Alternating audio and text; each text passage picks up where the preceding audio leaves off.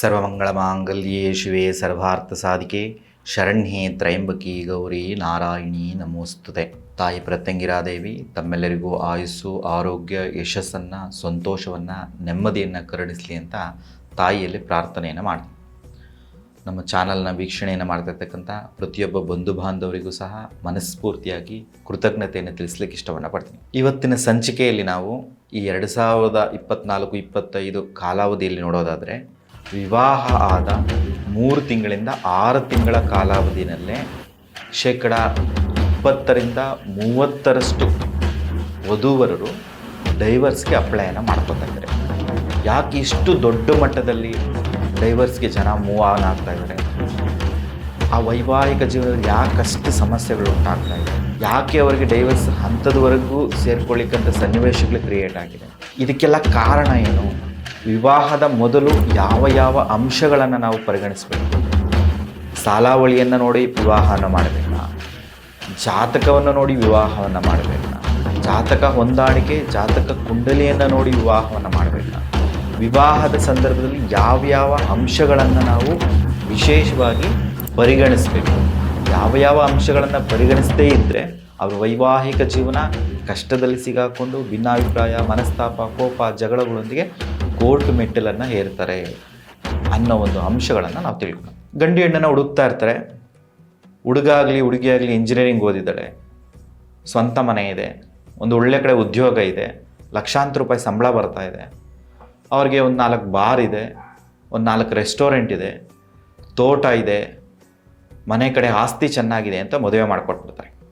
ಆದರೆ ಆನಂತರದಲ್ಲೇ ಅವರಿಗೆ ಸಮಸ್ಯೆ ಗೊತ್ತಾಗೋದು, ಅವರಿಗೆ ಸಂತಾನದ ಸಮಸ್ಯೆಗಳಿದೆ, ವೈವಾಹಿಕ ಜೀವನದಲ್ಲಿ ಆಸಕ್ತಿ ಇಲ್ಲ, ವಾಕ್ಶುದ್ಧಿ ಇಲ್ಲ, ಬರೀ ಸುಳ್ಳನ್ನು ಹೇಳ್ತಾರೆ, ಅನಾರೋಗ್ಯ ಸಮಸ್ಯೆಗಳಿವೆ, ಥೈರಾಯ್ಡ್ ಪ್ರಾಬ್ಲಮನ್ನು ಎದುರಿಸ್ತಾ ಇದ್ದಾರೆ, ಗರ್ಭಕೋಶದ ಸಮಸ್ಯೆಗಳಿದೆ. ಹೀಗೆ ಹಲವಾರು ಕಂಪ್ಲೇಂಟ್ಗಳನ್ನು ನೀವು ನೋಡಿರ್ತೀರಿ. ಹೇಗೆ ಉಂಟಾಗ್ತದೆ ಈ ಎಲ್ಲ ಅಂಶಗಳು?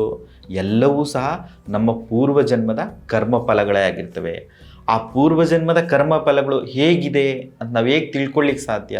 ಹೇಗೆ ಗೊತ್ತಾಗುತ್ತೆ ಅಂತಂದರೆ, ಆ ಪೂರ್ವಜನ್ಮದ ಎಲ್ಲ ಕರ್ಮಫಲಗಳು ನಮ್ಮ ಹುಟ್ಟಿನ ಸಂದರ್ಭದಲ್ಲಿ ಗ್ರಹಗತಿಗಳು ನಮ್ಮ ಜಾತಕ ಕುಂಡಲಿಯಲ್ಲಿ ಎಲ್ಲೆಲ್ಲಿ ಸ್ಥಿತವಾಗಿದೆ ಅನ್ನೋದ್ರ ಮೇಲೆ ನಮ್ಮ ಕರ್ಮ ನಿರ್ಧಾರ ಆಗುತ್ತೆ. ಸೊ ಹಾಗಾಗಿ ವಿವಾಹಕ್ಕಿಂತ ಮೊದಲು ಪ್ರತಿಯೊಬ್ಬರೂ ಸಹ ವಿವಾಹಕ್ಕೆ ಮುಂದುವರೆದಿರ್ತಕ್ಕಂಥ ವಧೂವರರು ಸೂಕ್ತವಾದಂಥ ಜ್ಯೋತಿಷಿಗಳ ಬಳಿ ಹೋಗಿ ಅವರ ಜಾತಕ ಕುಂಡಲಿಯನ್ನು ತೋರಿಸಿ ನಾನು ಹೇಳಿದಂಥ 5 ಪ್ರಶ್ನೆಗಳನ್ನು ಕೇಳಿ ಅದಕ್ಕೆ ಕ್ಲಾರಿಟಿಯನ್ನು ತಗೋಬೇಕು. ಏನದು 5 ಪ್ರಶ್ನೆಗಳು? ಏನೇನು ವಿಚಾರವನ್ನು ನಾವು ನೋಡಬೇಕು ಅಂತ ಅನ್ನೋದೇ ಆದರೆ, ಮೊದಲಿಗೆ ಜಾತಕ ಕುಂಡಲಿಯಲ್ಲಿ ಲಗ್ನ ಹೇಗಿದೆ ಅಂತ ತಿಳ್ಕೋಬೇಕು. ಜೊತೆಗೆ ದ್ವಿತೀಯ ಸ್ಥಾನ ಹೇಗಿದೆ ಅಂತ ತಿಳ್ಕೋಬೇಕು, ಪಂಚಮ ಸ್ಥಾನ ಹೇಗಿದೆ ಅಂತ ತಿಳ್ಕೋಬೇಕು, ಸಪ್ತಮ ಸ್ಥಾನ ಹೇಗಿದೆ ಅಂತ ತಿಳ್ಕೋಬೇಕು, ಏಕಾದಶ ಸ್ಥಾನ ಹೇಗಿದೆ ಅಂತ ತಿಳ್ಕೊ. ಏನಕ್ಕೆ ಈ ಸ್ಥಾನಗಳನ್ನೇ ತಿಳ್ಕೋಬೇಕು ಅಂತಂತಂದರೆ, ಜಾತಕ ಕುಂಡಲಿಯಲ್ಲಿ ಮೊದಲನೇ ಮನೆ ಅನ್ನೋದು ನಮ್ಮದು ದೇಹದ ಸ್ಥಿತಿಯನ್ನು ತಿಳಿಸ್ತದೆ, ನಮ್ಮ ಶಿರಸ್ಸನ್ನು ತಿಳಿಸ್ತದೆ, ನಮ್ಮ ಆರೋಗ್ಯ ಮೂಲಗಳು ಹೇಗಿದ್ದಾವೆ, ದೈಹಿಕವಾಗಿ ಆರೋಗ್ಯವಾಗಿದ್ದಾರಾ ಅಂತ ತಿಳಿಸ್ತದೆ. ಇನ್ನು 2ನೇ ಮನೆ ಅನ್ನೋದು ಅವರ ವಾಕ್ಶುದ್ಧಿಗೆ ಸಂಬಂಧಪಟ್ಟಂಥ ವಿಚಾರಗಳನ್ನು ತಿಳಿಸ್ಕೊಡುತ್ತೆ, ಧನ ಸಂಪತ್ತಿಗೆ ಸಂಬಂಧಪಟ್ಟಂಥ ವಿಚಾರಗಳನ್ನು ತಿಳಿಸ್ಕೊಡುತ್ತೆ. ಯಾರ ಜಾತಕ ಕುಂಡಲಿಯಲ್ಲಿ ಲಗ್ನದಲ್ಲಿ ಶುಕ್ರ ಆಗಲಿ, ಚಂದ್ರ ಆಗಲಿ, ಗುರುಗ್ರಹ ಆಗಲಿ, ಈ ಗ್ರಹಗಳೇನಾದರೂ ಸ್ಥಿತವಾಗಿದ್ದರೆ ಅವರು ತುಂಬ ಆರೋಗ್ಯವಾಗಿರ್ತಾರೆ. ಅದೇ ದ್ವಿತೀಯ ಸ್ಥಾನದಲ್ಲಿ ಚಂದ್ರ ಆಗಲಿ, ಶುಕ್ರ ಆಗಲಿ, ಗುರುಗ್ರಹ ಆಗಲಿ, ಹೀಗೆ ಬಲಯುತವಾದಂತಹ ಶುಭ ಫಲಗಳನ್ನು ಕೊಡ್ತಕ್ಕಂಥ ಗ್ರಹಗಳೇನಾದರೂ ಇದ್ದರೆ ಫೈನಾನ್ಷಿಯಲಿ ಅವರು ತುಂಬ ಚೆನ್ನಾಗಿರ್ತಾರೆ, ವಾಕ್ಶುದ್ಧಿ ಇರ್ತದೆ. ಕೆಲವು ಡೈವರ್ಸ್ಗೆ ಹೋದಂಥ ಒಂದಷ್ಟು ಸನ್ನಿವೇಶಗಳನ್ನು ನಾವು ನೋಡೋದಾದರೆ, ಬರೀ ಸುಳ್ಳನ್ನು ಹೇಳ್ತಾನೆ ಹುಡುಗಿ ಬರೀ ಸುಳ್ಳನ್ನು ಹೇಳ್ತಾಳೆ. ಮೊದಲಿಗೆ ಅವ್ರಿಗೆ ಅಷ್ಟ ಆಸ್ತಿ ಇದೆ, ಇಷ್ಟ ಆಸ್ತಿ ಇದೆ ಅಂತ ಹೇಳಿದರು, ಆದರೆ ಅಲ್ಲಿ ನೋಡಿದ್ರೆ ವಿವಾಹದ ನಂತರದಲ್ಲಿ ಯಾವುದೇ ರೀತಿಯ ಆಸ್ತಿ ಇಲ್ಲ. ಈ ವಾಕು, ಸುಳ್ಳು, ಮಾತುಗಾರಿಕೆ ಇದೆಲ್ಲ ನಮಗೆ ಎಲ್ಲಿ ಗೊತ್ತಾಗುತ್ತೆ ಅಂತಂದರೆ, ಅದು 2ನೇ ಮನೆಯಿಂದ ಗೊತ್ತಾಗುತ್ತೆ. ಇನ್ನು ಮುಂದಿನ ಮನೆ ಯಾವುದಪ್ಪ ಅಂತಂದರೆ ಅದು 5ನೇ ಮನೆ. ಜಾತಕ ಕುಂಡಲಿಯಲ್ಲಿ ಆ 5ನೇ ಮನೆ ಅನ್ನೋದು ಏನು ತಿಳಿಸ್ಕೊಡುತ್ತೆ ಅಂದರೆ, ಸಂತಾನಕ್ಕೆ ಸಂಬಂಧಪಟ್ಟಂಥ ವಿಚಾರಗಳನ್ನು ತಿಳಿಸ್ಕೊಡುತ್ತೆ. ವಿವಾಹ ಅಂದಮೇಲೆ ಅವರು ವೈವಾಹಿಕ ಜೀವನದ ಸುಖ ಸಂತೋಷಗಳನ್ನು ಸ್ವೀಕರಿಸಬೇಕು, ಸಂತಾನ ಅನ್ನೋದು ಸಿಗಬೇಕು ಅನ್ನೋದೇ ಪ್ರತಿಯೊಬ್ಬರ ಆಸೆ. ಹಾಗಾಗಿ ಅಂಥ ಸಂತಾನ ಸ್ಥಾನವಾಗಿರ್ತಕ್ಕಂಥ 5ನೇ ಮನೆ ಸಂತಾನದ ವಿಚಾರಧಾರೆಗಳ ಬಗ್ಗೆ ತಿಳಿಸ್ಕೊಡುತ್ತೆ. ಆ ಸಂತಾನ ಸ್ಥಾನದಲ್ಲಿ ಚಂದ್ರ ಆಗಲಿ, ಶುಕ್ರ ಆಗಲಿ, ಗುರುಗ್ರಹ ಆಗಲಿ, ಶುಭ ಗ್ರಹಗಳೇನಾದರೂ ನೆನೆಸಿದರೆ ಸಂತಾನಕ್ಕೆ ಸಂಬಂಧಪಟ್ಟಂಥ ತೊಂದರೆಗಳಿಲ್ಲ. ಅದೇ ಸಂತಾನ ಸ್ಥಾನದಲ್ಲೇನಾದರೂ ರಾಹು ಆಗಲಿ, ಕೇತು ಆಗಲಿ, ಕುಜ ಆಗಲಿ, ಶನೀಶ್ವರರಾಗಲಿ ಈ ರೀತಿಯ ಕ್ರೂರಕಾರಕ ಗ್ರಹಗಳೇನಾದರೂ ನೆಲೆ ನಿಂತಿದ್ದರೆ ಅವರು ದೊಡ್ಡ ಮಟ್ಟದಲ್ಲಿ ಸಂತಾನಕ್ಕೆ ಸಂಬಂಧಪಟ್ಟಂಥ ಸಮಸ್ಯೆಗಳನ್ನು ಎದುರಿಸ್ತಾ ಇರ್ತಾರೆ. ಹಾಗಾಗಿ ಮಸ್ಟ್ ಆ್ಯಂಡ್ ಶುಡ್ ಪಂಚಮ ಸ್ಥಾನವನ್ನು, ಲಗ್ನ ಸ್ಥಾನವನ್ನು, ದ್ವಿತೀಯ ಸ್ಥಾನವನ್ನು ವೀಕ್ಷಣೆಯನ್ನು ಮಾಡಲೇಬೇಕು. ಮುಂದಿನ ಸ್ಥಾನ 7ನೇ ಮನೆ, ವಿಶೇಷವಾಗಿ ವಿವಾಹ ಸ್ಥಾನ ಅಂತ ಕರೀತಾರೆ. ಯಾವುದೇ ಮನೆಗಳು ಎಷ್ಟೇ ಬಲ ಕಡಿಮೆ ಇದ್ರೂ ಸಹ ವಿವಾಹ ಸ್ಥಾನ ಅನ್ನೋದು ತುಂಬ ಬಲವಾಗಿರಬೇಕು. ಅಂಥ ವಿವಾಹ 7th ಹೌಸ್ ನಮ್ಗೆ ಏನು ತಿಳಿಸ್ತದೆ ಅಂದರೆ ಅವರು ವೈವಾಹಿಕ ಜೀವನದಲ್ಲಿ ಹೇಗಿರ್ತಾರೆ, ದ್ವಿತೀಯ ವಿವಾಹ ಏನಾದರೂ ಇದೆಯಾ, ಕಳತ್ರ ದೋಷ ಏನಾದರೂ ಇದೆಯಾ, 2ನೇ ಮ್ಯಾರೇಜ್ ಚಾನ್ಸಸ್ ಏನಾದರೂ ಇದೆಯಾ, ಬಿಸ್ನೆಸ್ ಲೈಫ್ ಹೇಗಿದೆ, ಅನ್ಯೋನ್ಯವಾಗಿ ಇರ್ತಾರ ಅನ್ನೋ ವಿಚಾರಧಾರೆಗಳೆಲ್ಲ 7th ಹೌಸ್ ತಿಳಿಸ್ಕೊಡುತ್ತಾರೆ. ಅಂತಹ 7th ಹೌಸಲ್ಲಿ ಏನಾದರೂ ಕುಜ, ರಾಹು, ಶನಿ, ಕೇತುಗಳೇನಾದರೂ ನೆನೆ ನಿಂತಿದ್ರೆ ಅದು 2ನೇ ಮ್ಯಾರೇಜ್ಗೆ ಹೋಗ್ತಕ್ಕಂಥ ಸನ್ನಿವೇಶಗಳಿರ್ತದೆ. ಅವರಿಗೆ ಕಳತ್ರ ದೋಷ ಇರ್ತದೆ, ದ್ವಿಕಳತ್ರ ದೋಷ ಉಂಟಾಗ್ತದೆ. ಸೊ ಒಂದು ಮದುವೆ ಆಗಿ ಡೈವರ್ಸ್ ಆಗಿ 2ನೇ ಮ್ಯಾರೇಜ್ಗೆ ಹೋಗ್ತಕ್ಕಂಥ ಸನ್ನಿವೇಶಗಳಿದೆ. ಆ ವಿವಾಹ ಸ್ಥಾನದಲ್ಲಿ ಕುಜ ಕೇತುಗಳ ಕಾಂಬಿನೇಷನ್ ಏನಾದರೆ, ಕುಜ ಶನಿ ಗ್ರಹಗಳ ಕಾಂಬಿನೇಷನ್ ಏನಾದರೆ, ಕುಜ ಜೊತೆಗೆ ಶುಕ್ರಗ್ರಹದ ಕಾಂಬಿನೇಷನ್ ಏನಾದರೂ ಇದೆ, ಈ ಥರದ ಸನ್ನಿವೇಶಗಳಲ್ಲಿ ಏನಾಗ್ತದೆ ಅಂತಂದರೆ 2 ಮದುವೆ, 3 ಮದುವೆಗಳಾಗ್ತಕ್ಕಂಥ ಸನ್ನಿವೇಶಗಳು ಸಹ ಆಯ್ತದೆ. ಹಾಗಾಗಿ ಮಸ್ಟ್ ಆ್ಯಂಡ್ ಶುಡ್ 7th ಹೌಸನ್ನು ನೋಡಲೇಬೇಕು. ನೆಕ್ಸ್ಟು 12th ಹೌಸು ವಿಶೇಷವಾಗಿ ಪ್ರಧಾನವಾದಂಥ ಸ್ಥಾನ. ಏನಕ್ಕೆ ಅಂತಂದರೆ ಅದು ಬೆಡ್ ಕಂಫರ್ಟನ್ನು ತೋರಿಸ್ತಕ್ಕಂಥ ಸ್ಥಾನ, ಶಯನ ಸುಖವನ್ನು ತೋರಿಸ್ಕೊಡ್ತಕ್ಕಂಥ ಸ್ಥಾನ ಆಗಿರ್ತದೆ. ವೈವಾಹಿಕ ಜೀವನ ಅಂದಮೇಲೆ ಅವರು ದೈಹಿಕವಾಗಿ ಎಷ್ಟು ಸೌಖ್ಯವಾಗಿದ್ದಾರೆ, ವೈವಾಹಿಕ ಜೀವನದಲ್ಲಿ ಸಿಗಬೇಕಾಗುತ್ತೆ ಅಂತ ಎಲ್ಲ ದೈಹಿಕ ಸೌಖ್ಯಗಳನ್ನು, ದೈಹಿಕ ಆಸೆ ಆಕಾಂಕ್ಷೆಗಳನ್ನು ಅವ್ರು ಪಡ್ಕೊತಾ ಇದ್ರೆ ಇಲ್ಲ ಅನ್ನೋದು ಸಹ ಅವರ ಬಾಂಧವ್ಯವನ್ನು ನಿರ್ಧರಿಸುತ್ತೆ. ಹಾಗಾಗಿ ಅಂತಹ 12ನೇ ಮನೆ ಅನ್ನೋದು ಬೆಡ್ ಕಂಫರ್ಟನ್ನು ತೋರಿಸ್ತಾ ಇರೋದ್ರಿಂದ ಆ ಸ್ಥಾನದಲ್ಲಿ ಶುಕ್ರ ಏನಾದರೂ ನೀಚನಾಗಿದ್ದರೆ, ಶುಕ್ರ ಜೊತೆಯಲ್ಲಿ ಏನಾದರೂ ಕೇತು ಕಾಂಬಿನೇಷನ್ ಇದ್ದರೆ, ಶುಕ್ರನ ಜೊತೆಯಲ್ಲಿ ಶನೇಶ್ವರನ ಕಾಂಬಿನೇಷನ್ ಏನಾದರೂ ಇದ್ದರೆ, ಆ 12ನೇ ಮನೆಯಲ್ಲಿ ರಾಹು ಕೇತುಗಳು ಏನಾದರೂ ಸ್ಥಿತವಾಗಿದ್ದರೆ ಅವರಿಗೆ ಯಾವುದೇ ರೀತಿಯ ವೈವಾಹಿಕ ಜೀವನದ ಸುಖ ಸಂತೋಷಗಳು ಸಿಗೋದೇ ಇಲ್ಲ.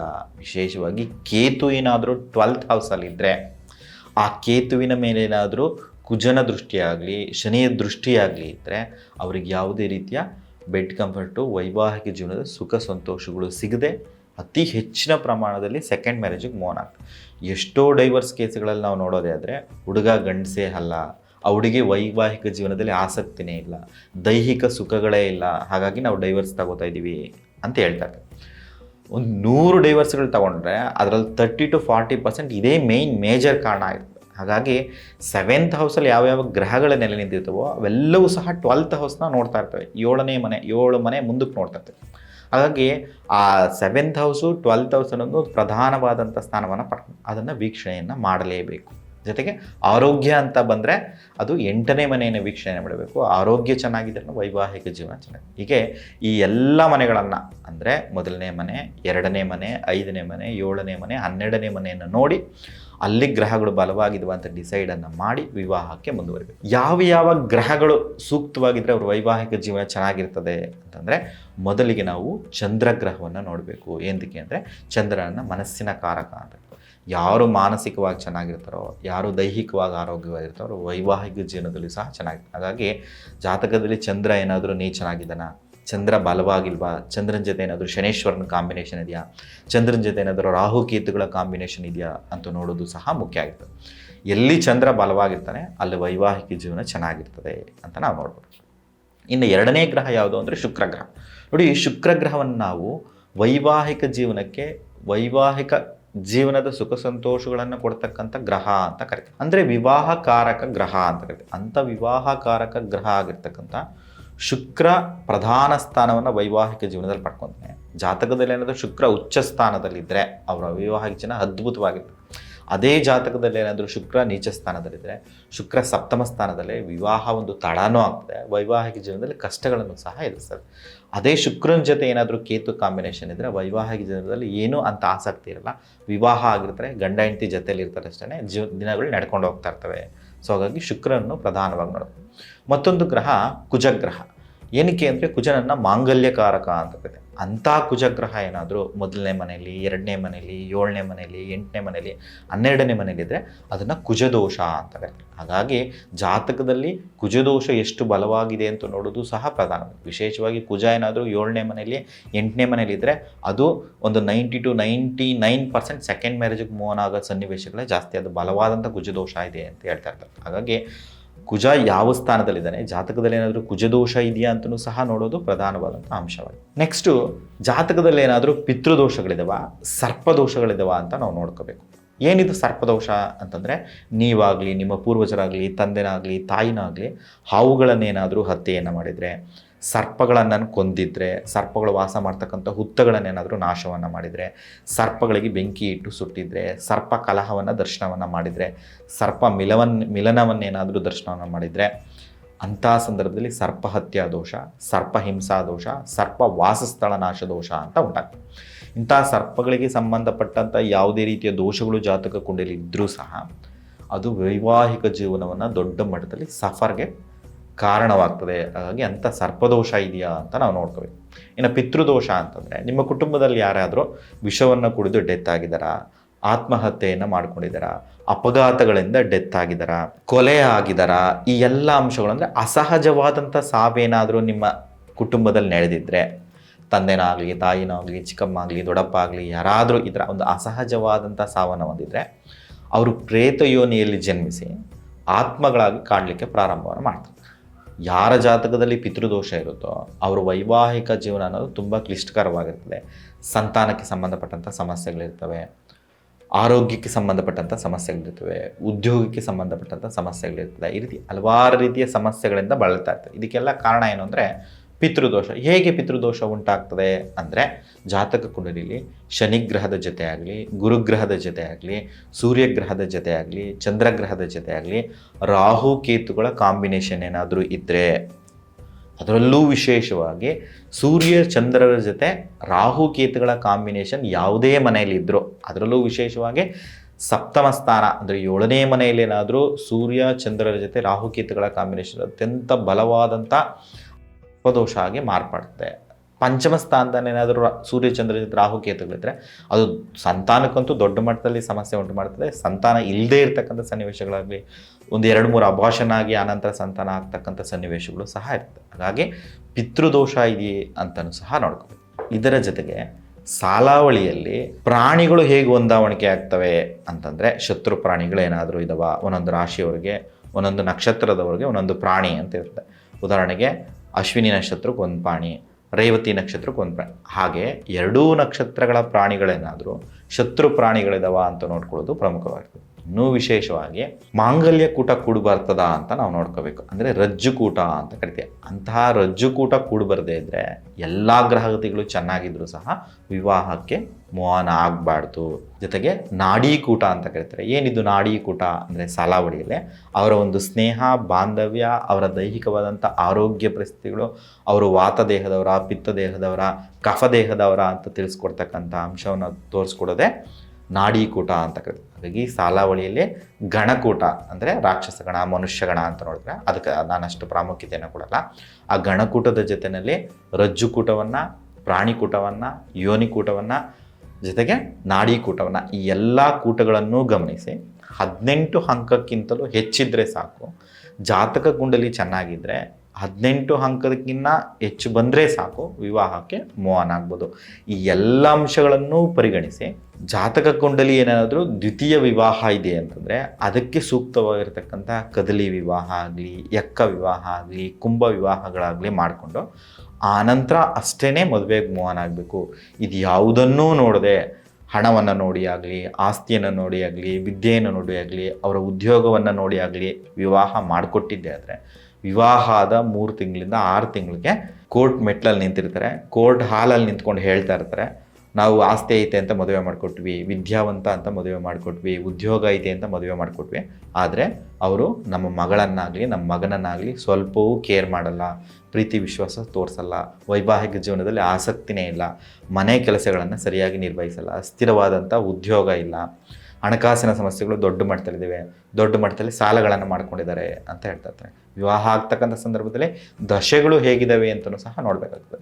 ರಾಹು ದಶೆ ಆಗಲಿ, ಕೇತು ದಶೆ ಆಗಲಿ, ಶನಿ ದಶೆ ಆಗಲಿ, ಈ ರೀತಿಯ ದಶೆಗಳೇನಾದರೂ ನಡೀತಾ ಇದ್ದರೂ ಸಹ ಒಂದಷ್ಟು ಕಷ್ಟ ನಷ್ಟಗಳನ್ನು, ಅವಮಾನಗಳನ್ನು ಎದುರಿಸ್ತಾ ಇರ್ತಕ್ಕಂಥ ಸನ್ನಿವೇಶಗಳು. ಹೀಗೆ ಎಲ್ಲ ಅಂಶಗಳನ್ನು ಪರಿಗಣಿಸಿನೇ ಆನಂತರ ವಿವಾಹ ಜೀವನಕ್ಕೆ ಮೂವ್ ಆನ್ ಆಗಬೇಕು ಅಂತ ಹೇಳ್ತಾ, ಯಾವುದೇ ರೀತಿಯ ಜಾತಕ ಕುಂಡಲಿಯನ್ನು ತೋರಿಸ್ಬೇಕು ಅಂತಂತಂದರೆ ಸ್ಕ್ರೋಲ್ ಆಗ್ತಾ ಇರ್ತಕ್ಕಂಥ ನಮ್ಮ ಒಂದು ಚಾನಲ್ ಬರ್ತಾ ಇರ್ತಕ್ಕಂಥ ನಂಬರ್ಗೆ ತಮ್ಮ ಡೇಟ್ ಆಫ್ ಬರ್ತನ್ನು, ಟೈಮನ್ನು, ಬರ್ತ್ ಪ್ಲೇಸನ್ನು ಕಳಿಸಿದ್ದೇ ಆದರೆ ಸಾಲವಳಿಯನ್ನು ನೋಡ್ಕೊಡ್ತೀವಿ, ಜೊತೆಗೆ ಅವರ ವೈವಾಹಿಕ ಜೀವನ ಹೇಗಿದೆ ಅಂತ ವೈಯಕ್ತಿಕವಾಗಿ ತಿಳಿಸ್ಕೊಡ್ತೀವಿ ಅಂತ ಹೇಳ್ತಾ ನನ್ನ ಮಾತನ್ನು ಮುಗಿಸ್ತಾ ಇದ್ದೀನಿ. ವಿಡಿಯೋ ಅಂತಿಮ ಹಂತದವರೆಗೂ ತಾವು ಬಂದಿದ್ದೀರಿ ಅಂದರೆ ಈ ವಿಚಾರದಲ್ಲಿ ತಮಗೆ ಆಸಕ್ತಿ ಇದೆ ಅಂತ ನಾನು ಬಯಸ್ತೀನಿ. ಈ ವಿಚಾರವನ್ನು ತಿಳ್ಕೊಂಡಿದ್ದಕ್ಕೆ ತಮ್ಮೆಲ್ಲರಿಗೂ ಸಹ ಮನಸ್ಫೂರ್ತಿಯಾಗಿ ಕೃತಜ್ಞತೆಯನ್ನು ತಿಳಿಸ್ತಾ ನಾನು ಮಾತನ್ನು ಮುಗಿಸ್ತಾ ಇದ್ದೀನಿ. ಧನ್ಯವಾದಗಳು.